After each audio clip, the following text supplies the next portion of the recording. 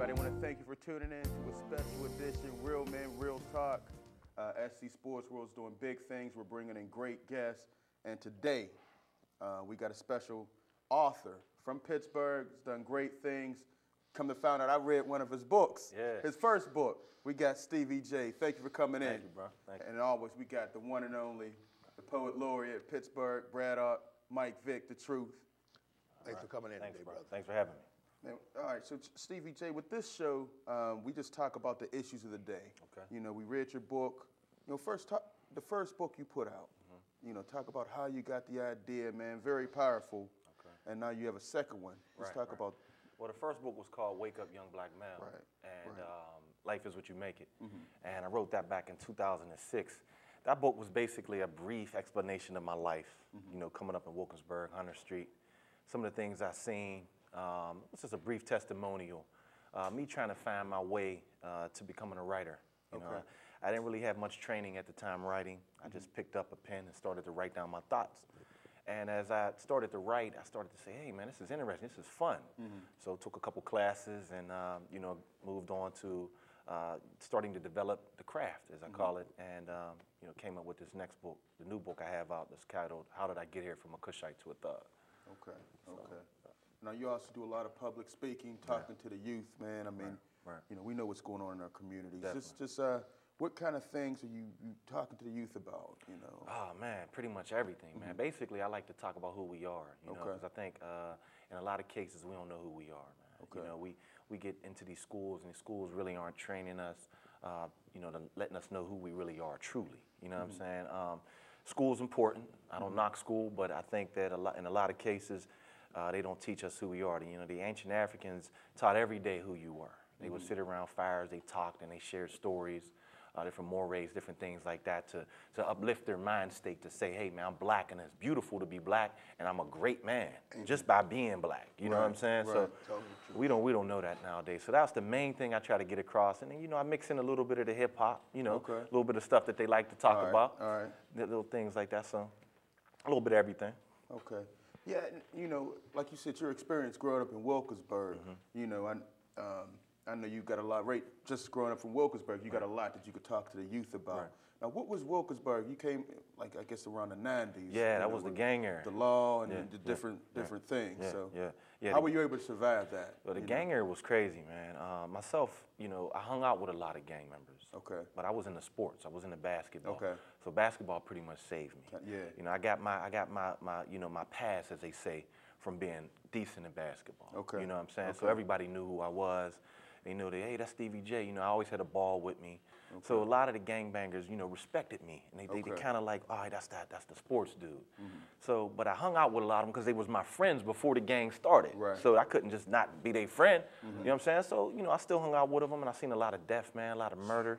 The RICO Act I talked about in the first book came in Wilkinsburg back in the 90s, as a lot of the viewers might remember, and swooped up a lot of people at one time, man, just for petty stuff, and was locking them away, giving big numbers, you know?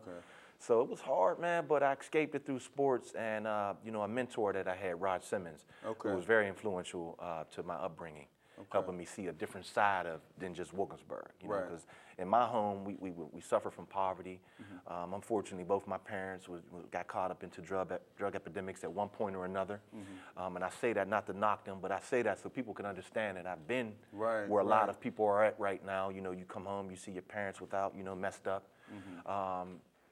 So yeah, man, I've seen it all. I've been through a lot, and Wilkinsburg shaped me definitely, man. It shaped me for the world.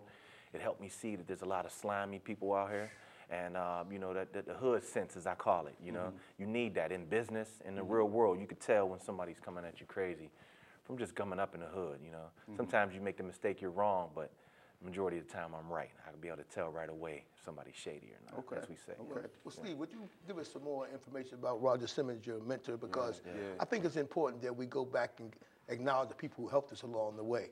And that's something we're definitely interested in doing, letting them know we need role models, mentors, sometime when our parents aren't there. So talk about him and how he influenced and other people he's influenced. Oh, man, Raj, Haji, as I call him. He's a powerful brother, man.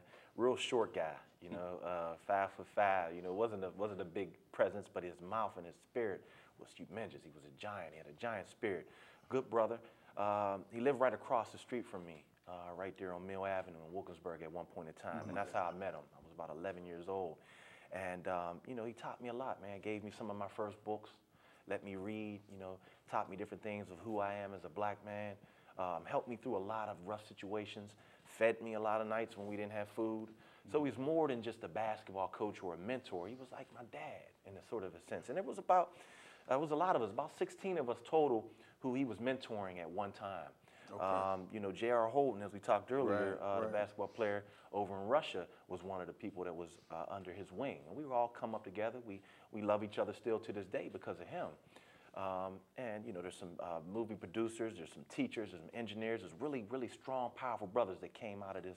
We were called the Future Stars. Future Stars. And by the way, we won like 8, 9 championships in a row. I don't want y'all to know that, all right? So, yeah, Rod was very influential into my life, man. He was a good brother, man. Very, very good brother. Yes. So the Future Stars, if we ask, you know, the Connie Hawkins and they'll know. Hill to all those Believe me, they would know. They'll know. Okay. If they don't know, they front. All right? Believe me. Now, are they still, the Future Stars, are they still around? Or? Yeah, I just coached this past summer, the Ozanam Summer League. Okay. And there was a team, my brother named Chris Horn, put a team called the Future Stars in. So he's trying to revive the name. The name of my team was called the Kings. Okay. All right, the Kings, Black Kings, okay? But we lost in the semifinals. But yeah, Ozanam's still pumping. Kirk Curitan, Darrell Porter, they're doing their thing. They're doing a lot of good things with the community over there. So, yeah. Okay. And they got one legacy to try to live up to after 8 championships, I'm sure. Oh, man. I'm telling you, bro. Serious. It's just like, you know, I was watching a special on the Hurricanes, you know, not to compare you all to the Hurricanes, but how they had that tradition going. You know, they had that long win streak, you know, and when you went there, it was like, don't lose it, don't mess this up, because you got to, you know, you have something to uphold. That's right. You know, and I think that's where we lost it. Right. You know, you look at the civil rights era, you know, we were trying to come together, you know, and this title was great. We had my grandfather on here, and he was saying, what do we need to do? Wake up. Right. He said it about 10 times. You know, my grandfather's 100. So this first book, I had to get it. He tells me that all the time. You know, we need people to wake up and do what they have to do. Right. So other than writing books, now you also go around speaking and talking to youth. What, you know, do a lot of lecturing, man. I've talked to the CIS program. Last year, I did about a 6-month stint at Peabody High School, where I went once a week, and as part of the One Nation youth group, I spoke and taught history once a week, every Wednesday at Peabody. I do some lecturings, you know, here and there whenever people allow me in. I got to be honest, a lot of times some people, you know, close the door. They don't want to talk about, you know, the serious issues that I bring up. And that's unfortunate, but I understand why. You know, if it was sports or something like that, maybe entertainment, rapping, maybe the doors would be open a little easier. But I try to speak as much as I can, bro. You know, I've done some lecturing and all across the country, went to different colleges, you know, just trying to get out there and speak and share my story, share some of the things I've learned, because I've been putting in a lot of work, man, researching, you know, where we've come from. Right, you bring that out there. You know, everybody, like we were saying earlier, everybody wants to talk about a sport. Now you sit down and start talking about the Steelers in Pittsburgh. You got 20 people, but you start talking about trying to solve some of these issues. You know, people walk away, I don't want to hear that stuff. I don't want to deal with it. How can we change that? I mean, this goes out to both of you. We've been dealing with it. I know you have. What have you found has been effective, and what do we need to do as a community? Well, particularly, I focus with the new book. I focus on the Thugism epidemic. I believe it's an epidemic. You know, Thugism, haterism, all this derives from what they call menticide, man. You know, a mental suicide. So we got some mental issues that we first must address. The youth, when I talk to them, a lot of them want to be rappers, flat out. You know, I was at the CIS program not too long ago. I asked them who all want to be a rapper. Most of the room raised their hand. And I said, dang, man, you know, we can't have a society of just rappers. You know, we need engineers, we need teachers, we need doctors, we need lawyers. You know what I'm saying? What about that? You know, how are we going to have a society running just some entertainers? That doesn't make sense. So, but I do know the one thing that they gravitate to is how to get money. You know, we suffer from poverty so much. The youth, when you got to try to explain to them, you know, that what I'm telling you now will help you get the money and keep the money. You know what I'm saying? Utilize the money, put it back into the community, which will help us, you know, get out of the rut we're in. You know, you look at Wilkinsburg now, bro. I know y'all rode through there, man. It's like a ghost town now. You know what I'm saying? And it's some serious issues we dealing with, man. Gentrification. You know, buying up our stuff, and they fix it up, and then they rent it out and at a high price where we can't afford it. Then get moved out. We get moved out. So, you know, that's what's happening, man. And but you asked me about the youth. I think the main thing, realistically, with them is, you know, how do we teach them who they are and teach them to be better people? That's what your book does. Right. Through a way of okay, this is how you'll get your bread. Because again, they're worried about money, man. Yeah. That's just the reality of the situation. That's the key. And like you were saying, some of the programs we were talking about, you know, the Positive Images program, where we teach them how to use the media, how to create images, how to do movies. You know, the God's Green Earth that you talked about, Mike. Those are all programs that we really need to, you know, because that's what they're at. They're at that materialism. Right. You know, unless it's about money, you know, you try to get on a volunteer. It's always, well, what am I getting out of this? Well, you're getting experience. You're getting this. But they're not understanding that. And I think it's up to us to really put that in there. You know, right now, you should be trying to get better so you will be able to earn a decent living. The little $10, $20 here and there is not going to help you as much. If you put in the work and become expert at that field. And have some type of skills. Right. And have some skills that's essential to building a better future for yourself and tomorrow. Right. You know. And like you said, you know, it's three things. Like when I was coming up, it was always, you know, basketball or football was king. Right. Now there's, like you said, the third thing is rap. Right. It's like that's all they see. Right. You know, through the media and through, you know, conversation. That's all they think they can be. So we got to expand their horizon. Your boy so Biggie said either you're slinging crack rock or you got a wicked jump shot. Yep. That's it right there. You go. There you go. And we got to change that. And I think if we had more settings where we could have professional people come in. Because what you have, you know, in these neighborhoods where there's a lot of crime, you know, you have the drug dealers, and then you have, you know, somebody sleeping around. Yeah, the rappers, or everybody want to be a gangster rapper. Everybody. There's no pause, nothing. It's like everybody want to be NWA. There's no such thing as a public enemy. Nobody want to be public enemy. That's lame or square nowadays. Yeah, you got to be a gangster even though you don't know nothing about it. But you gotta rap that. A lot of them's really soft. A lot of them really ain't hard. A lot of them hide behind that image of being tough. But I say in the book, you know, you don't go home and talk to your grandma that way. You know what I'm saying? You switch it up quick when you go home. You're talking to your grandma or your mom, but then you back in the street, you pull your pants down and you act tough. So it's a front, man. Exactly. For a lot of them. There are some real gangsters out there.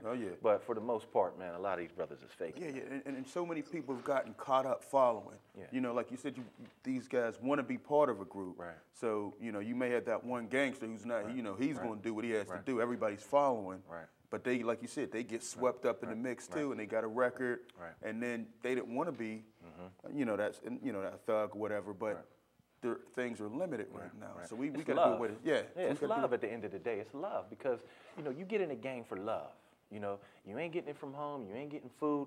The brother in the street might break you off. He might just he might break you off something for dinner. After a while, you love that dude, man. That's my homie. That's my brother. You know, so it's love, but it's just a misdirected love. And speaking of that, and the kids learn so much from the video today. We have a video, The Beast. That deals with a lot of things that children are dealing with. You want to show the audience we definitely. It's called The Beast, and powerful video. We had to get this out to the viewing audience. Can we run that video?